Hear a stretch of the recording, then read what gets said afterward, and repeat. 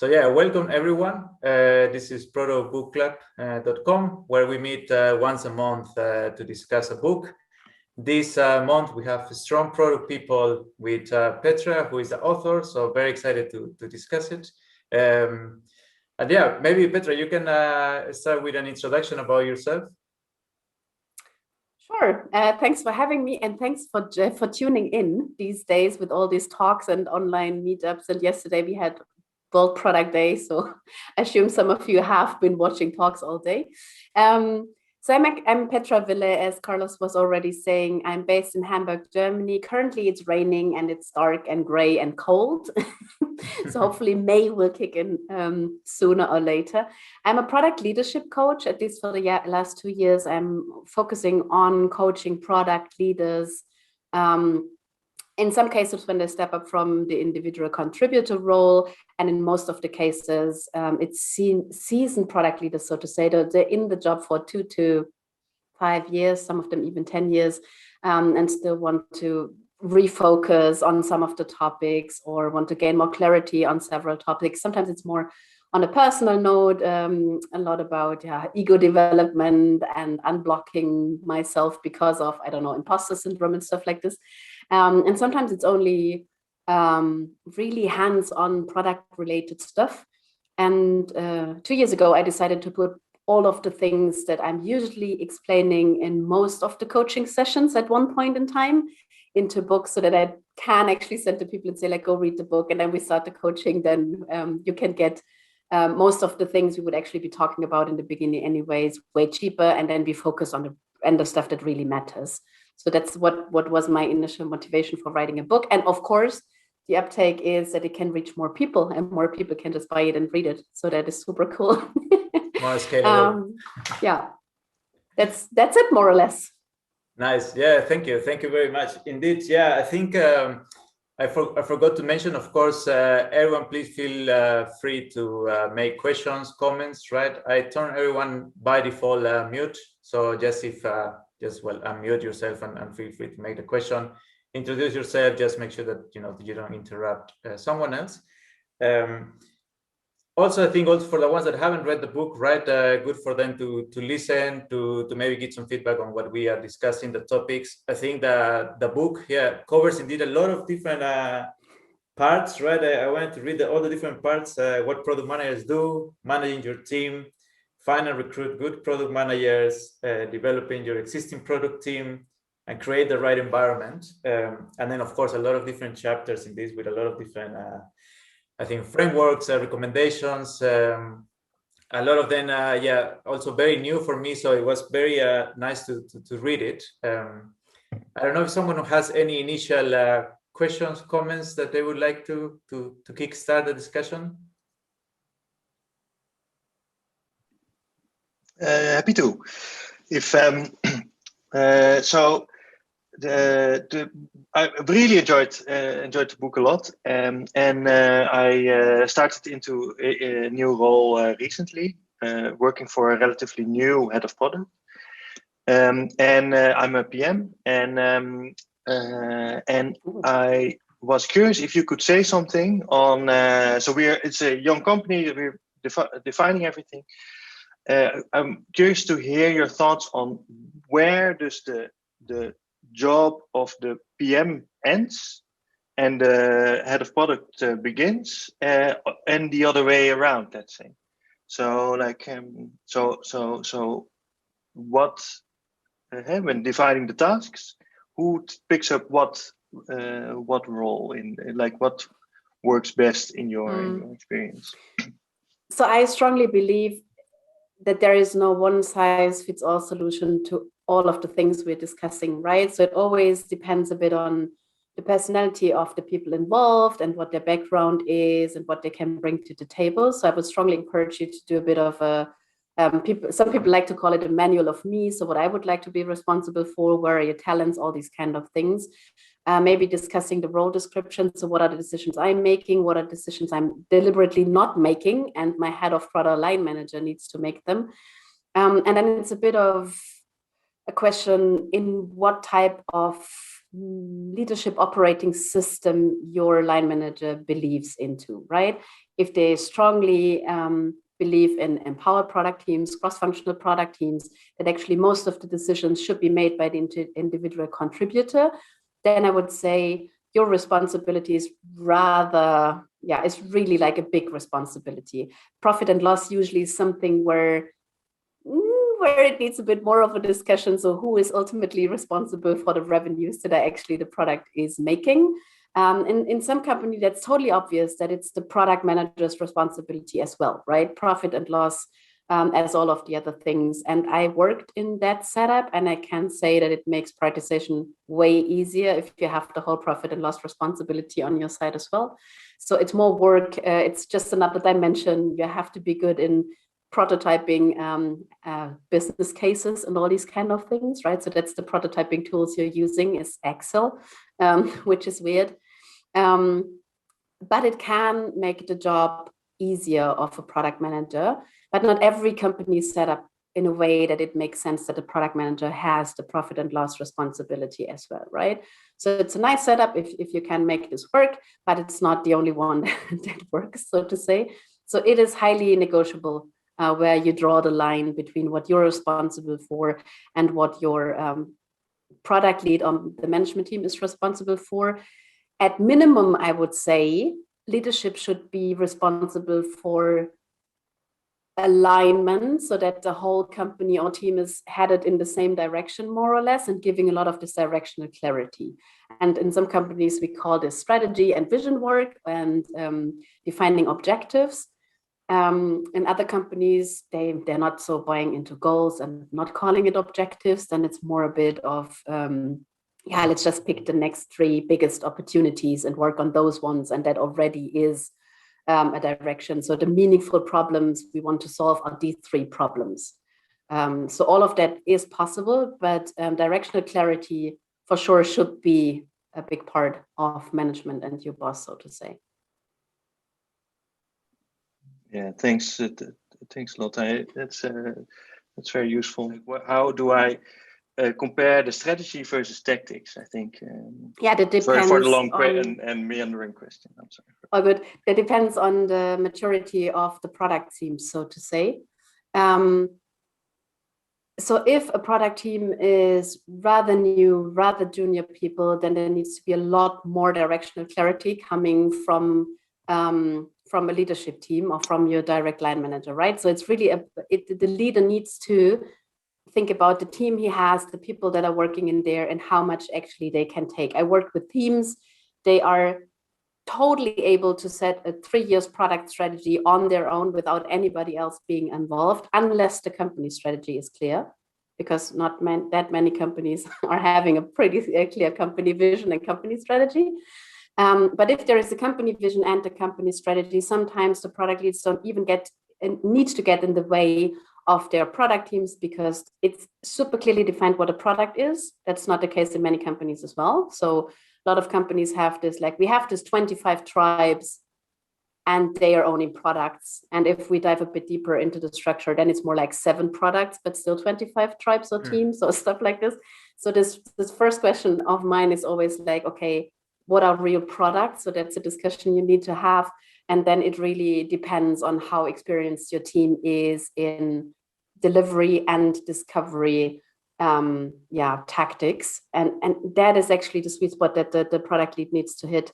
How much directional clarity do they need to be able to do product discovery, right? Because that's why you need this clarity. There are so many opportunities out there. You could like be in discovery mode forever, but that's not what we want to do. We want to be focused. We want to actually decide on what we want to build and how we want to build it and all these kind of things that we want therefore to test and to really understand the underlying user needs.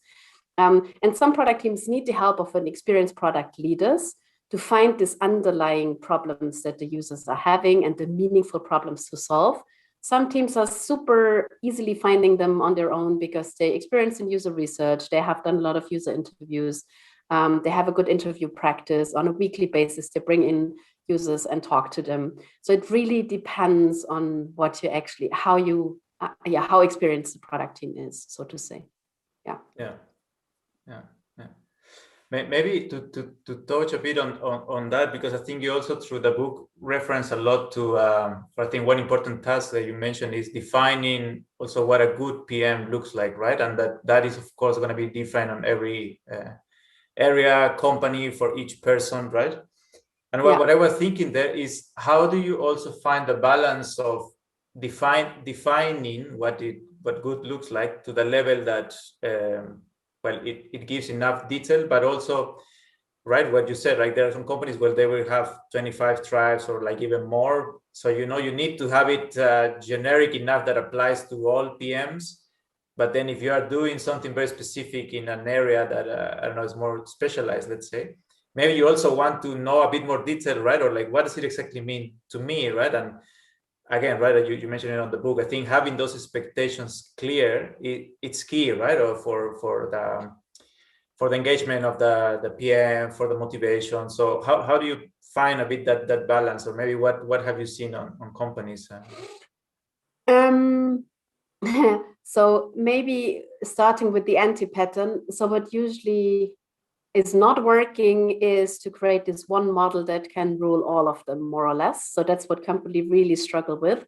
So if there are, let's say, 12 product leads, so a lot of product managers, maybe 60 product managers, something like this.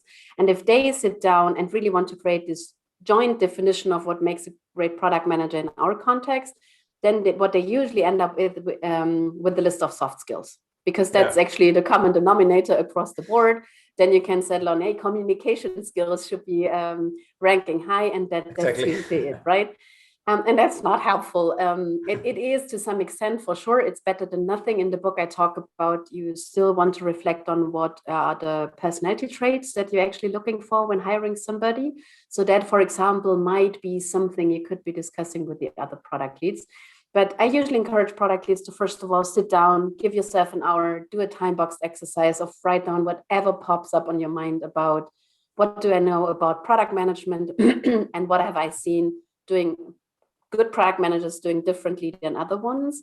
And I like this exercise of doing it the other way around and think about the worst product person you ever worked with. What have they been doing? What drove you nuts? And how could you actually, if you put this on a positive scale, so what would you like to see in a product manager? That's a pretty fun exercise. You can even do it in a group and everybody's like, the worst product manager I ever worked with. And then you could actually create a rather positive list out of that to say like, okay, that is something that we want to see in product folks. The PM wheel that I created is, and it's free, it's on my website, you can download it. So it's not even included in the book. That would have blown up the book for another 100 pages, I guess. So we decided to not include it. But the PM wheel that I was creating is more something that should help leaders to overcome this fear of the blank page, right? So that's something that you can start from. I just published a blog post today where another product lead explained how he was using it and how he completely is now ended up with totally different buckets, and he really customized it to his needs. And that's actually something that I love and that I always encourage product leaders to do. There is a framework. Marty Kagan has an assessment. Mind the Product has launched one, as far as I know. There's several ones out there. The Product Management Daisy. And so whatever you're using as an inspiration, I think is helpful, but then be rather precise. So is interview skills something you want to see in product managers? Is that they know something about the biases of human beings? Is that something that you want to see in your product managers? Is that your expectation? So be rather precise, really think about it, use some of the frameworks for inspiration, so to say.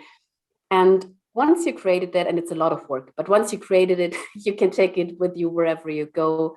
It usually works in the given context and in the next few companies you hopefully will be working for. I think you can take it with you, minor adjustments. I really try to create mine tool and framework agnostic, because we all know tools and frameworks are constantly changing. This week we're calling it totally different than the other week. So I try to be rather tool and framework agnostic. Sometimes, for example, biases is still something you have heard of that it's a topic or not, but you could put something in the PM wheel as well. Yeah, but I really, that's so key, and it really changes the game for every product leader. If you have this definition of good, And you could use it for hiring and for onboarding and for one-on-one people development conversations, performance reviews. And the cool thing is, it really helps to have the tricky conversations because everybody knows that you're using the same framework on everybody. And it's not just like you are blaming a random person for not doing this and that, and next week you're actually having another trend is coming down your way, and and that's something you're discussing. So that's why it's really helpful and the game changer, so to say. Yeah, indeed. Yeah, I definitely agree. Andrea, I think you had. So on the topic of frameworks, one of the things I sometimes struggle with as I move between organizations is that the manager of a product organization will have learned a particular methodology or style from their first big job, right? So if you think about some of the best practices, like the Amazon 6-pager, or the lean canvas, and in some cases there's this dogmatic adherence to the idea that like this is the way to do product. And so as I start to look ahead to being a product leader, do you have any advice for how to create continuity of practice between the different product managers while at the same time allowing them to iterate and innovate in process, and not lock them into everyone having to do everything exactly the same way? Do you have any advice on how to strike that balance or make that case? So many thoughts on that one. So first of all, I think you need, and from my coaching practice and for this many years of consulting that I'm doing, I really can tell there are this, I call them native companies. So the ones that started off agile and the ones that started off product led. And these are usually the companies where they have invented these ways of working. They obviously work in their context, and then they're all the others of us, just like copying some of the stuff they're actually doing and try to applying in our context, right? So you can never compare a company that started off working that way or that even invented that way of working with your company. So just don't. A lot of people always asking me for, hey, is there any company that actually made the agile transition, and can you share a showcase of what they actually did, and can we just do the same and then we will be more successful? And it's actually, that's not how it works, as most of us know. So first of all, the question is, what are you benchmarking yourself against, more or less? And then yes, most of us have a preferred way of working. That is true. That's just what we were using, what worked for us. And I would encourage you to do a session that I called is, what do I know to be true? So the question is, are there underlying things that, for example, for me, I know that it's true that product teams are way more successful if they have this weekly practice of interviewing and talking to users, right? So that's what I know. That's true. Companies outperform other companies if they have this practice.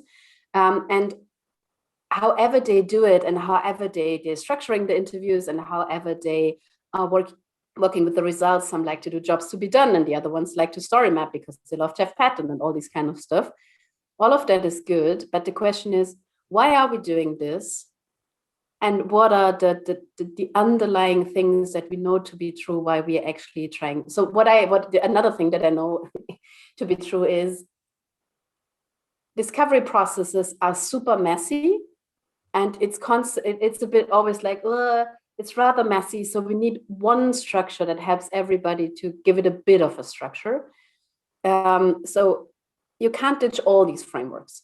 So you need to belong to the jobs to be done tribe, or you need to belong to the story mapping tribe, or you need to belong to the user journey tribe. You need to settle in on one or the other structure that you will be using to guide your journey, your discovery. You can fall in love with opportunity solution trees, a great methodology to use, right? So there's so many things out there. but why are we using them? Because they give us a bit of a structure and a bit of a guiding light when we actually do the super mathy thing we call discovery. So I think that helps a bit to be more open to new methodologies and frameworks, and yeah. Core. Yeah, Core. Yeah. Hey there. I actually have a similar question, but I think it's the total opposite of what Andrea just asked. So I'm a junior at a company who is investing in IT a lot, and I feel like we're working with a very waterfall approach. Being a junior, it's all an assumption, right? I haven't worked Agile yet. I've just read about Agile in, well, your book and in other books. And I feel like we don't have anyone to take us towards that Agile methodology, even though we want to. That's something we are, well, we're shouting, right? We're shouting that we want to be Agile. I read a lot about what I think is Agile, and I try to practice it. But I don't want to question our leadership or my manager on how things are done, especially because I don't know if they are the right things, right? I also question myself. Do you have advice on, I invited them to this meeting, by the way. I just checked, no one's here, unfortunately. So maybe you can share the recording then. Yeah, I will. That's why I'm very careful with my words right now. Yeah. I will. Yeah. So as always, so first of all, you're doing the exact right thing with joining groups like this, and just like see how others are doing it and really talk to others, how they're coping with it, what helped them. So I think that's even better than reading more of the books. Join some of the Slack groups out there and just like see if there are people hanging in the same problems, and you could be a bit of a self-help group, so to say. And then the other thing is really take it slow.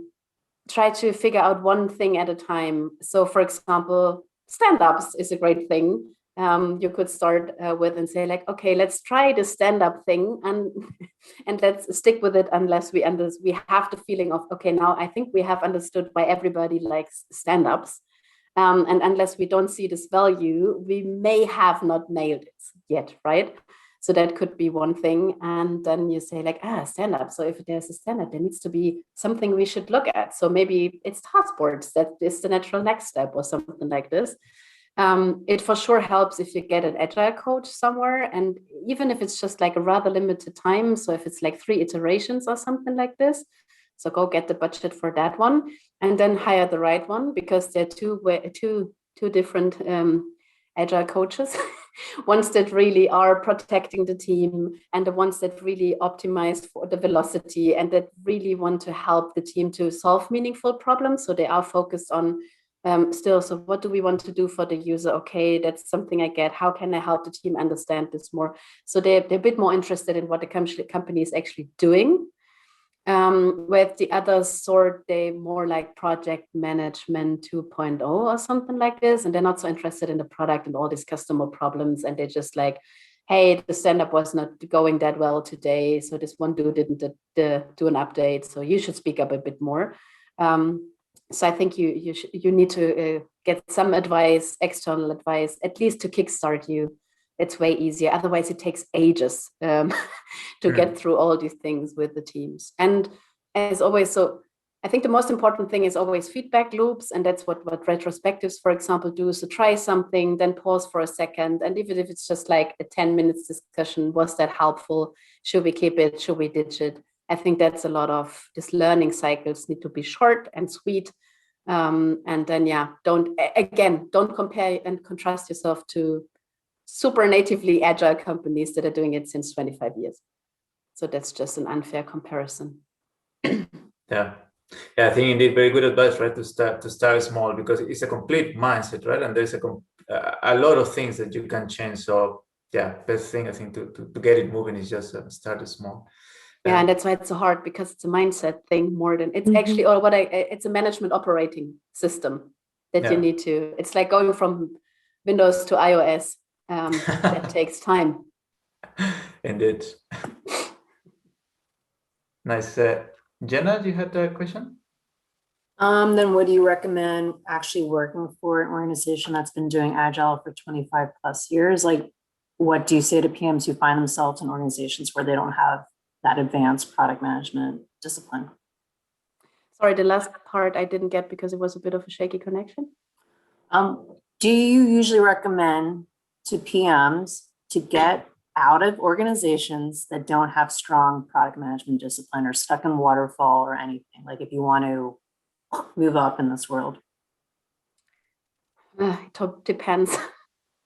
So that is another thing of what do you know to be true, right? Once you have actually worked in certain ways and you saw the benefits it has, then it's hard to go back to, for example, waterfall or not talking to customers or all these kind of things.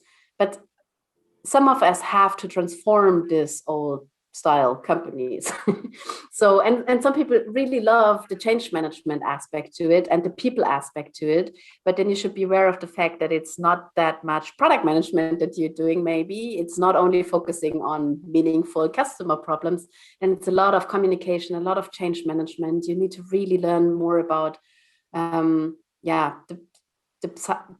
psychological effects of change and why a group behaves differently than individuals. And you need to read books like, I don't know, Tipping Point and Tribal Leadership and all these kind of things.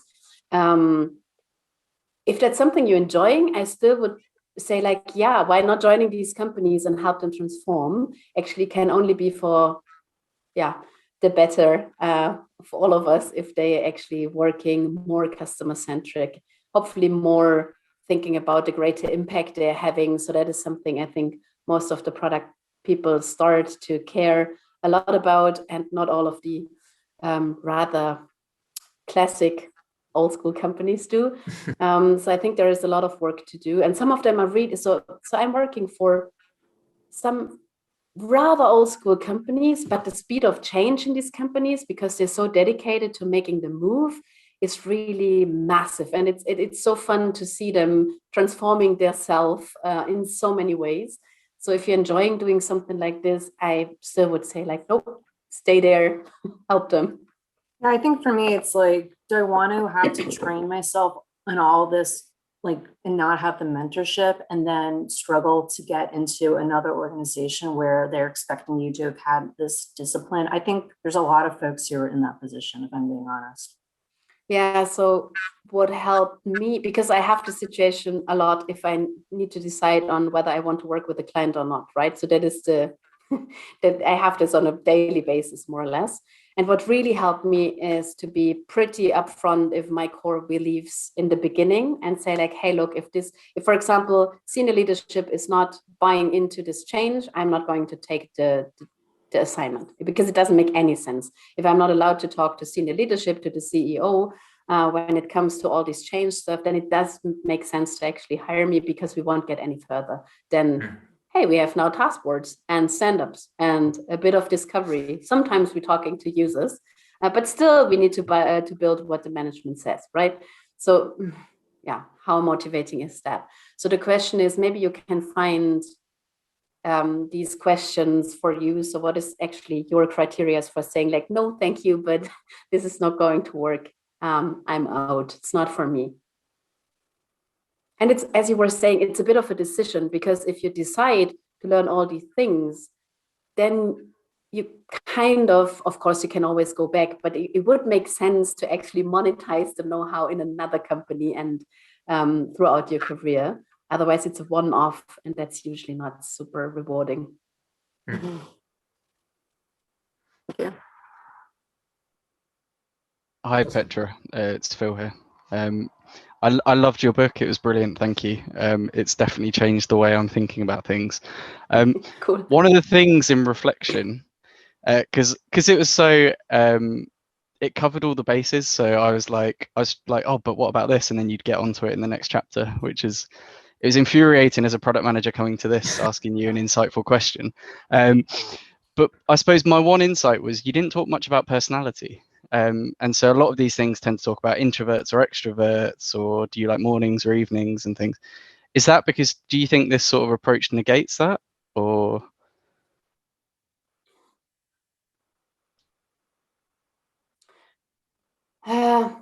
So the answer maybe is I would be super happy if all the product leads would care more about these topics, but most of them already struggle with things like coming up with a bit of directional clarity. So really looking into, so strategic hiring, for example, who actually really does strategic hiring in terms of, hey, diversity is not where it should be, so let's be more diverse in our hiring strategy. And we have too many introverts on the team, so let's hire some extroverts, because I think that's great. So the question is, I would love if more people would think that way. But still, so personality testing is still like something, so there's only the big 5, which is really like validated by studies that it actually works. All the other tests are not really validated. So even including Myers-Briggs and all these others, they're all based on the work of Jung. And it's kind of, if you're testing this week and you're testing again in 3 months, you can be something completely different.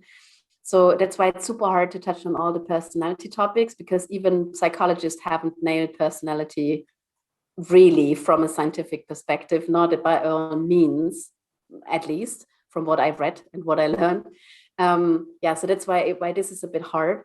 But I'm just lightly touching upon it in this Define Your Good chapter, where I explain this, okay, personality traits that you want to see in your product manager. So for example, for me, curiosity is something that is super important. If somebody is not curious about the world in general, they usually not make a stellar product person, at least, because most of us are really like, no matter what is it, shipping, logistics, I don't know, something, planting more trees somewhere else, I'm up for it, as long as like he can see some purpose in there, right? And usually product people are not shying away from challenges of, okay, that's maybe too technical, or that's really process heavy. And usually we're all of this like, yeah, as long as I have the time to digest all of this, bring it up, right? So curiosity, for example, for me is key. And I think it helps if you as a product leader have this idea of what are the personality traits that people should have to work in my company, in my team, in my product organizations. I really like, and I think I was mentioning in the book as well, but I'm not sure. This manual of me exercise is something that I really like, when everybody says like, okay, that's how I would like to work, or that is how I behave in stressful situations, just that you know, and all these kind of things. And I was not touching upon team building and all these topics, still important topics. I focused more on the, how can you explain product management basics, or some of the stuff is not that basic, but how can you explain some of the core concepts we're using each and every day to help your product managers to get better at that skill? Because that's the thing that I see most product leaders struggle with. Thank you. That's a really comprehensive answer. Thank you. And I really liked the assume that people have the right intention, assume that people are coming to do the right thing. That also for me negates the personality issues. If you think, irrespective of how that person works or how they like to think, they're coming to do a good job, that does help. Yeah, and that, for example, for me years ago, but I had to have this learning as well of, because sometimes in the beginning I had this notion of, okay, this developer is so lazy. And when I reached the point where I understood that they're not a lazy person, they're just like showing behaviors that actually makes me think they're lazy, but they're not. So the core person is not a lazy person. It's just like the system is super demotivating. The structure they need to work in is super demotivating. Maybe the product is not of any interest to them and they just do it for the money, which would be fine. All of us have to earn some money. And not everybody has to be like 110% excited about work every day. So that's another thing that I've realized over the years.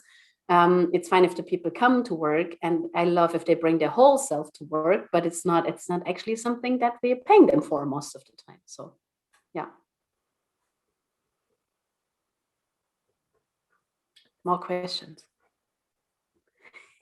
If not, I had one that I think maybe now that we're on this personality topic, on the motivation do's and don'ts, you also talk about this Lovinger 9 stages of the ego development, right? And then you mentioned all of those, which was very, very interesting. I think I never read about it before. But then I was curious to know as well, all these different ego stages, how do you then see it for like a product manager role? Like, is there one that is, this is the kind of ego I want my PMs to have, or? Yeah, so the first three stages of ego development are usually happening when you're a kid. Some adults are still stuck on level 3, so that is the level where people can still be stuck. But usually we don't meet them in the workplaces where we actually are, because they already would not come to workplaces like this, right? Yeah. But then the 4 to 7, I think 8 and 9 is super rare. But then 4 to 7, something like this. That's the people that we usually meet in the workplace. And there is one key transition. And if product people have made this in their ego development, and it's not something you could actually oppose on people, it's just what happens because of things in their life are happening. But the stage of, okay, there is more, there can be two things can be true at the same time for two different people. So they look at the world from this perspective. Somebody else has another totally other experience looking to the world from another perspective. Both things can be true to some extent, and they can exist at the same point in time. So there is a truth of your sales manager, and there is a truth of the customer out there.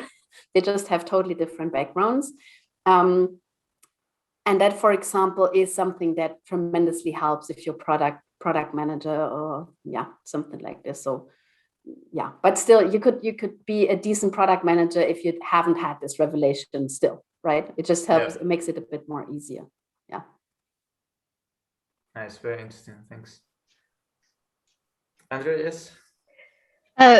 Please feel free to ignore this question if it's too personal, but one of the things I'm finding, a few years back, I started learning a bit more about Buddhism.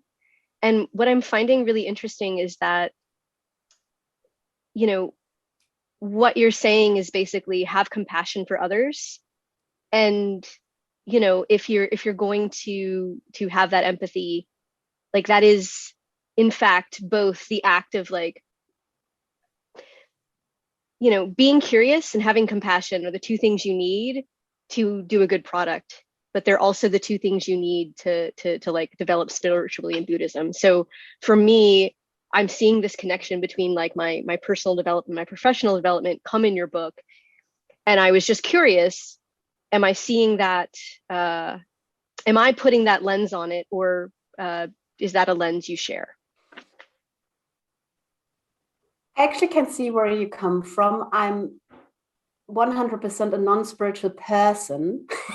So it's not a lens that I'm using on this as well. So I'm highly analytical, and actually, I'm so non-spiritual. But this is exactly the thing. So that's, for example, for a lot of coaches, that's a revelation as well. If I tell them, hey, you can show empathy for somebody, but still can decide to not react or act on it.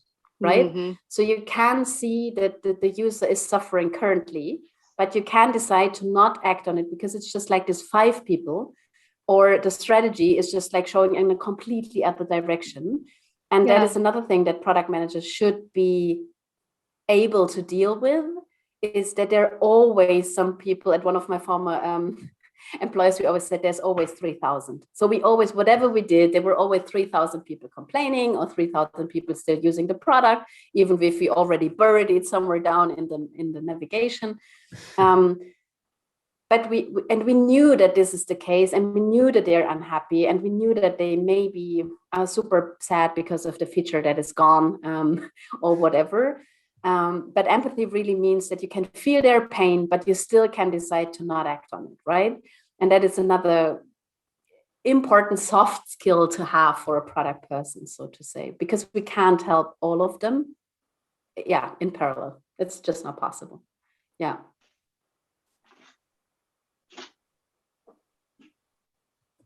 Awesome. Someone else? Yeah.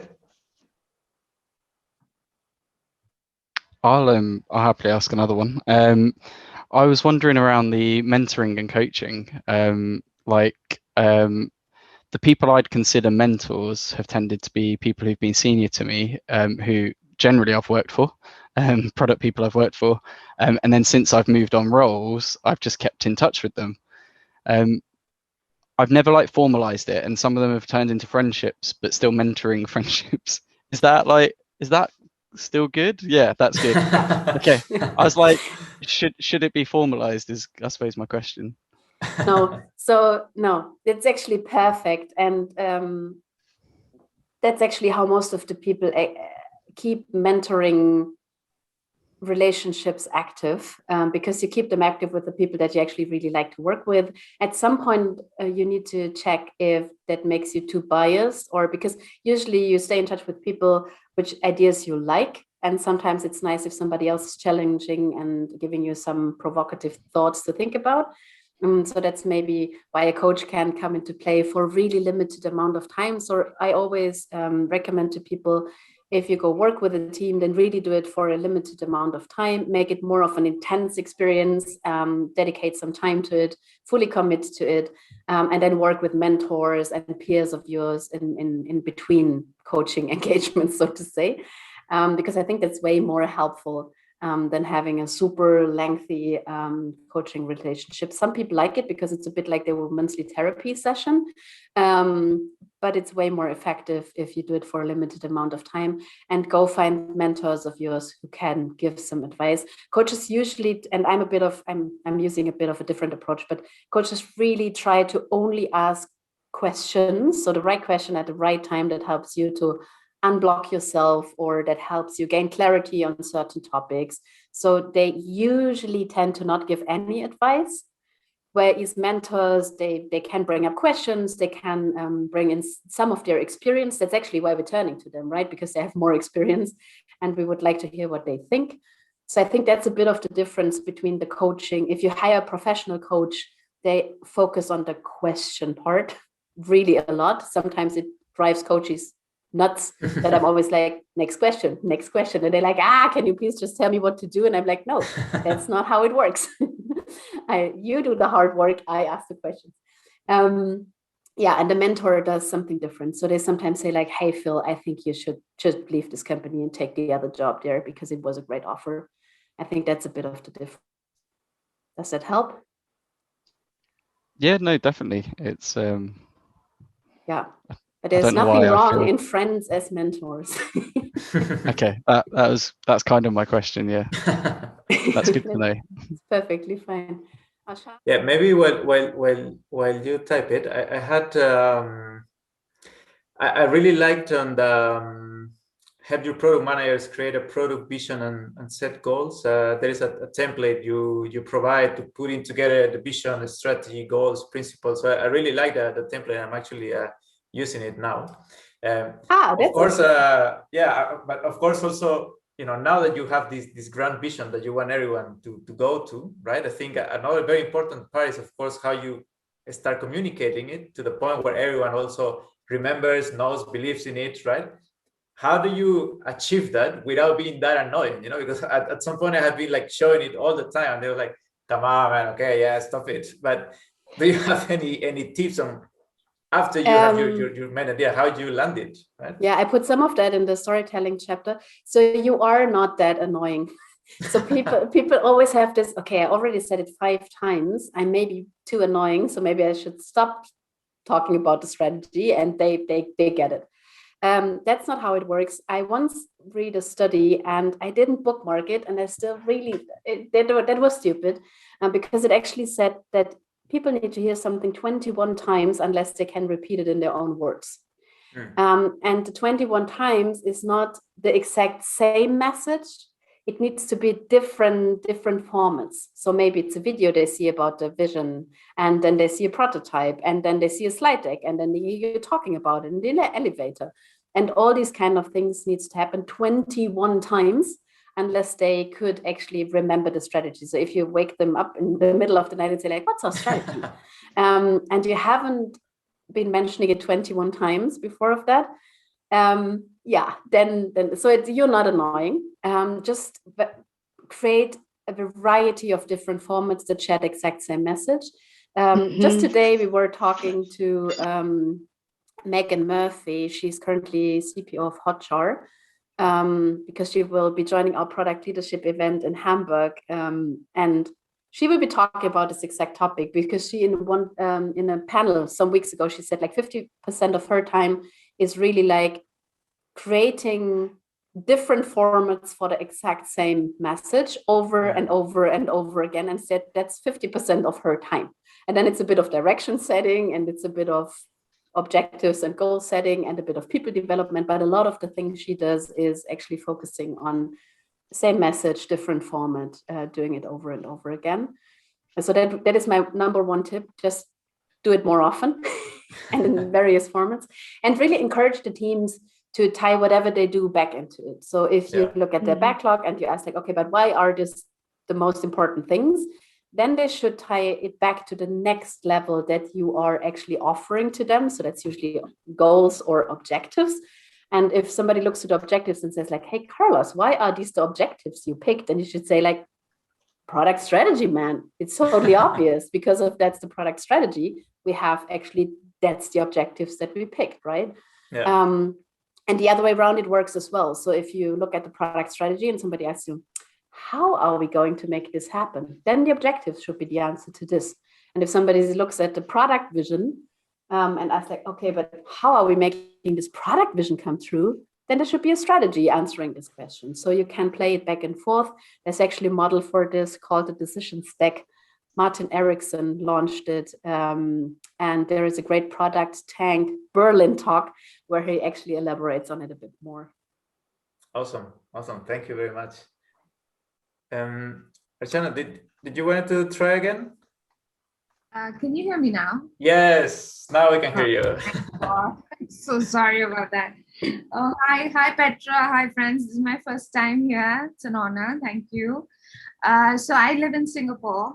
Recently, I had a life experience. I was working as a product manager with a company, and I had a disagreement with my manager, who was the CEO of the company. And there was a line crossed where a certain language was used, and then I put my papers down.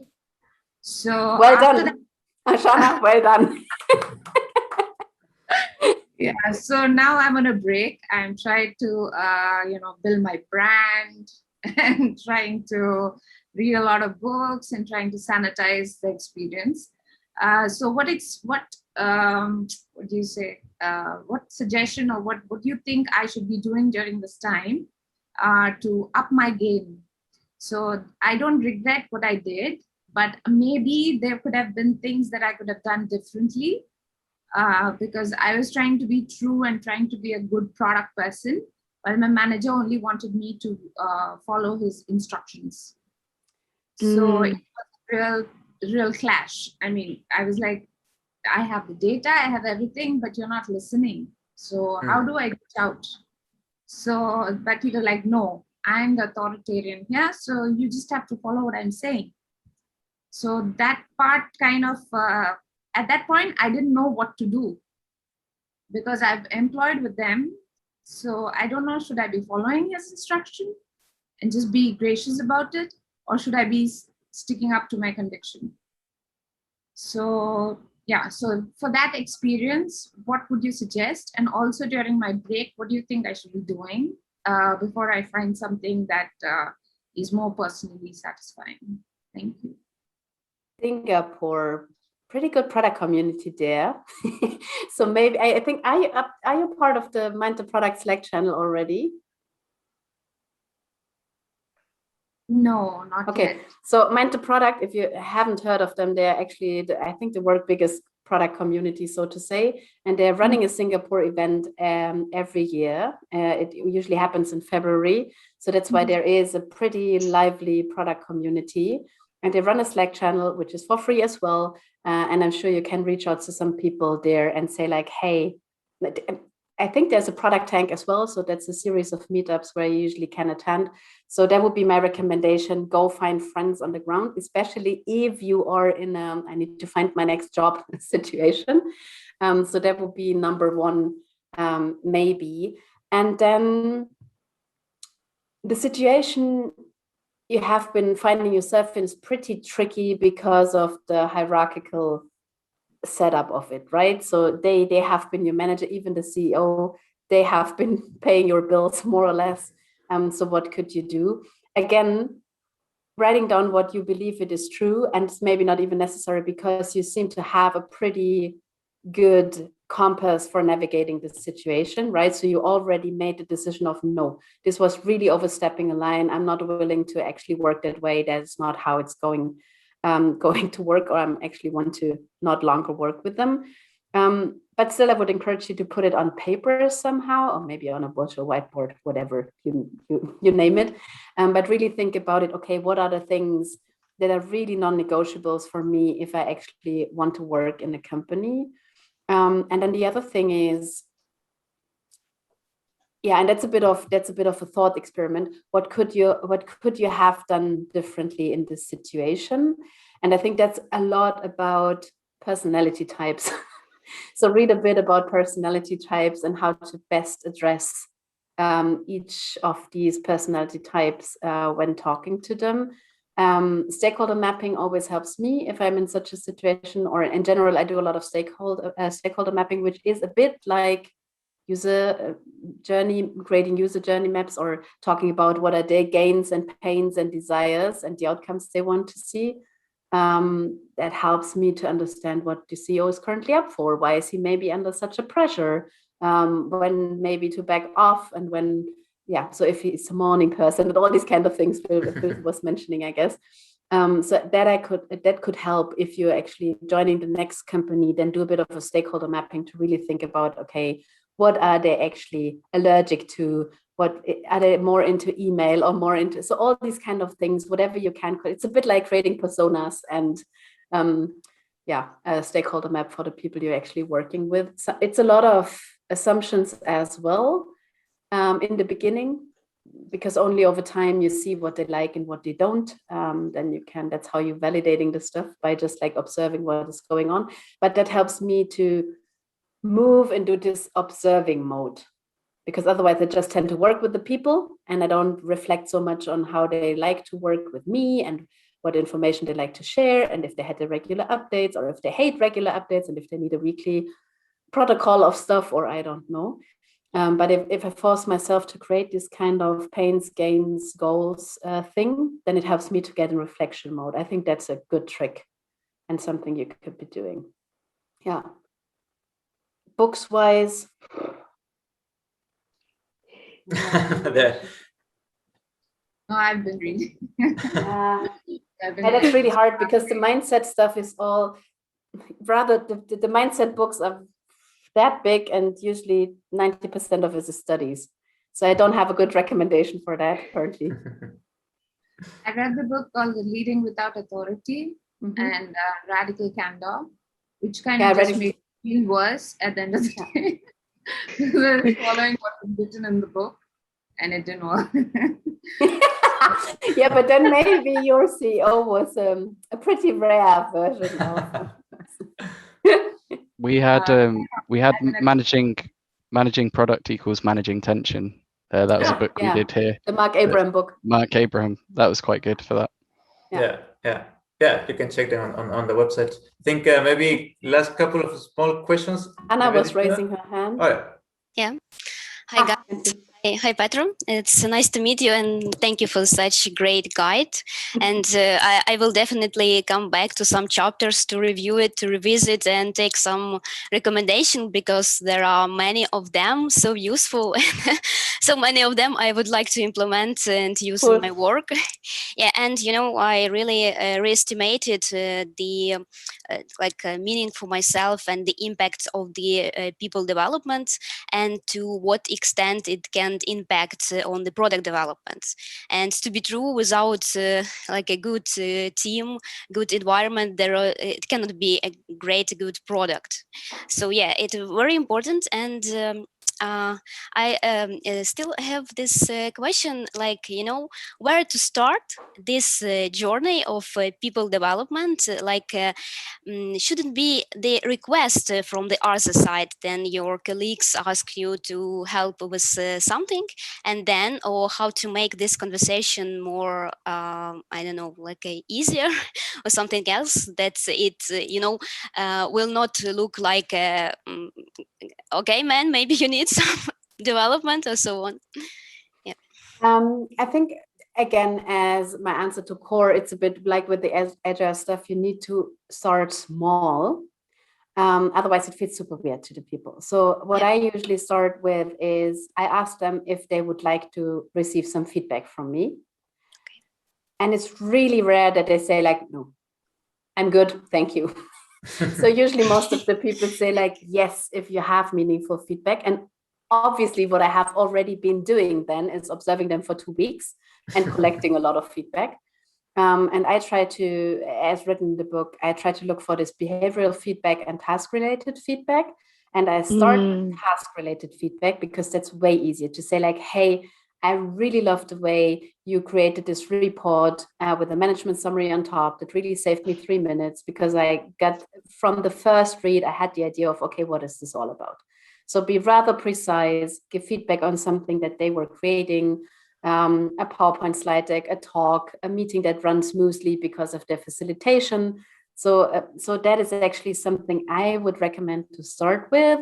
That's usually not awkward, and start with something positive, but not only say like, hey, I liked the meeting you facility other day. So there always should be a because of, or that's what I liked about it, that it helped, and the impact, talk about the impact. So it saved us time. We actually unblocked us, the other team here, or something like this. So really talk about why was it positive, what was their contribution, what did you like about it, and what was the impact, the greater impact of it for the team, the company, sometimes for themselves. So say like, if people tend to not speak up, for example, it can be something easy like, hey, I really like how you were presenting yourself in this other meeting the other day, because it really shined a great light on you and your performance and what you actually do. And I like how you talked about the work you've done, because it's actually a stellar results, or I don't know, stuff like this. So that's how I usually like to start. And then you can slowly move into behavioral feedback, which is more like tied to their personality and the way they're working with others and all this kind of stuff. The Making of a Manager book written by Julie Zhu, she was a former Facebook designer, that actually talks a lot about behavioral and task-related feedback. But for sure, there are, I think, 1 or 2 examples in my book as well, in the feedback chapter. So that is usually how I start. And then once I gained a bit of their trust, then you could ask for, hey, and I have this assessment, or I have created this compass for the conversation, and I would like to use it with everybody on the team, and then we see how it's going. We can then refine it, but for now, and that's something where I usually don't ask for their permission, because I'm the product lead, so it's my decision if they are on the team or if they're not on the team. So then I usually say like, hey, I would like to use that with you. Happy to take feedback, happy to refine it, but let's have this first initial session. Yeah. Cool. Thank you. So maybe we can do. You can do the last question. Yeah. So hey Petra, so it was a really, really amazing book. I really loved it. It's almost sort of a Bible for me now. I'll go back to it whenever I would need certain points out from it. So one of my questions was very specific to one of your last few chapters, which was on the conflict management, etc. And especially I have a question specific to any tactics that you've used in a scenario like, say, where your stakeholder and you had agreed upon a particular strategy which had become a product strategy over time, but for either because of the company strategy changing or because of the external factors, uh, you have a strategy change which is reflecting on your product strategy change as well. But how do you cope up with very subtle changes like that, and how do you understand what is the right thing to do next? So that is one sort of a conflict. And the second one is very specific to, say, a scenario where your team member, you were also mentioning about the motivation bit, right? So how do we identify when should we step up and identify, ensure that we are proactively working on this? So if there's a motivation gap, or is it because of some personal agenda that has misunderstood? So how do we identify this? Because this is the common challenge, and this continues over time, and it takes a long time to even identify before something like this gets resolved. So these two major scenarios, and is there any tactical ways you have faced in the past? And answering the second question first, because then I maybe need to ask what was the first question again. But the second question, happy to answer that one. So I think most of us highly underestimate. Okay, what do we need to establish to act so that people are actually taking any feedback for us, or actually are acknowledging that we could help them to identify the gap? And the magic word here is trust, right? And especially these days, there is a trust equation somewhere online. I maybe could send them later. But in this trust equation, there is intimacy. And intimacy is something that is super hard to create these days, because usually we spend a lot of time with our coworkers. We go for lunch, we have like chit chats about our private life. Usually we know if they have kids and how their kids are and all these kind of things, right? And the whole intimacy part is currently more or less taken out of the equation, that we're still working remote and then sitting in our home offices, so to say. So I think all of us have to work a bit harder to create this personal relationship to each and every of our team members. We have to talk more about what's going on in your life anyways. And then it's easier for us to see this, okay, are they actually able to take my feedback right now? Or are they already too busy, too worried about certain things? It's just not the right time. I think this is super key, that you think about these situations. Are they ready to take some feedback? Are they ready to have this career conversation now? Are they interested in having the career conversation? And do they want me to help them develop some certain skills? In the book, I talk about this, are they yet a competent PM? Because I think if they're not yet a competent PM in your definition, then it's not an option. So then you actually need to work with them to close this gap. So if interviewing skills is key in your setup and they have none, then for sure the company is responsible to provide some support. You are responsible to let them know that interviewing skills non-existent on their end. I once had this conversation with Marty King where he told me that my storytelling capabilities are non-existent. That was a pretty fun coaching session, but it helped me a lot, actually. So I really learned, like, okay, maybe storytelling is something that I should actually look into. And it was rather unpleasant. I didn't know that it's a thing. I didn't know that that's something product managers should be good at. And then he actually said, like, it's something product managers should be good at, and you're really not good at it. So go fix that. So because it was like his definition of a competent product manager is somebody who can actually do a bit of product evangelizing and say, like, hey, that is our plan and that's our direction and come join me on this mission. And I sucked at that. Let's put it that way. So if they're not yet competent in your definition, you need to point this out. You need to tell them, you need to help them to close the gap. That for sure, that I think is the responsibility of an employer. But if they are competent, it's more a bit of a, maybe you can work on more strategic products and then you have to close this gap, or maybe you want to be more on the profit and loss side and you need to get better in business case modeling or stuff like this. Then it's more of, are they currently capable of learning something new, and are they really willing to discuss that with you and go, are you aligning on the gaps, right? Because then it's more of a discussion. You think they should pick up more of the business modeling. They say, like, haven't used it so far, why should I? Right? And then it's more of a personal thing between you and your employee. If they're not reached competency, then it's on you, so to say. And the first one was company strategy changing and product strategy influence. I also just wanted to mention, just to be aware of the time and everyone's mind. I think the conversation is, of course, super engaging, but I guess Petra is also cool to contact you by Twitter, email, right? In case someone has more. For sure, questions. Please do that. Sure. Yeah, indeed, we have time. For the ones that have the book, then we can take the picture now. I have one. How? Just to be sure we get this. All right, Sumit, Alison, you guys ready as well? Just playing it for me, sorry. Yeah, there you go.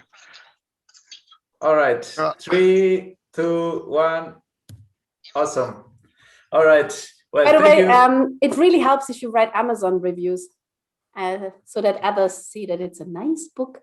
Indeed, I think everyone has really enjoyed the book, right? So please, indeed, write the reviews, and then you can contact Petra. Yeah. And thanks everyone. Shoot me an email.